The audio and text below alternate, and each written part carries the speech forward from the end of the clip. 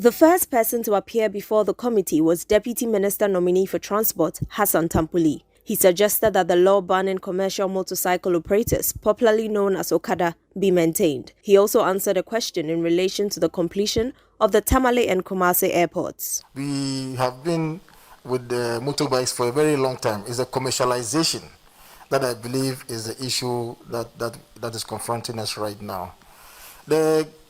The issue goes beyond the Okada. I think that generally motorcycle riders sometimes tend to indulge in some amount of rascality on the streets. You would agree with me that sometimes when you get to a traffic light, they do not respect the traffic lights. Number one, you find that sometimes you have 3 or more people riding the same motorbikes, no helmets.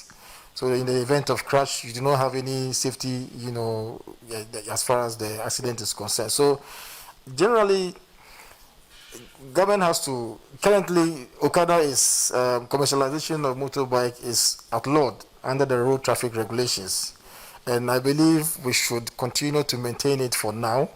Deputy Minister Nominee for Finance, Dr. John Kumah, during his time before the committee, said taxes on churches needed to be properly defined.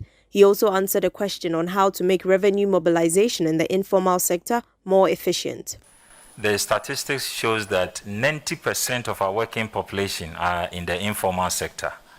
So if you don't have an effective way of collecting taxes in the informal sector, then you are losing a lot in terms of efficient revenue mobilization. So I perfectly agree with you. In this country, one observation one can easily make is that when you sell in the night, you don't pay anything on taxes. And there's a huge night economy in our country, all over the country.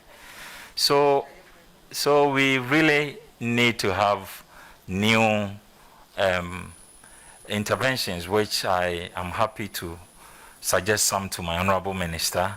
There is a new program coming called the RACE, Revenue Assurance, Compliance and Enforcement. Deputy Minister Nominee for Trade and Industry, Okyere Baafi, indicated that he will attract local investors to help harness the bamboo cultivated in the country. He also justified reasons for employing more people during his tenure as Chief Executive Officer of the Ghana Free Zones Board. The board took a decision together that we employ some people, and I cannot tell exactly how many people as I sit here unless I get the statistics, but I share with what the honorable leader is talking about.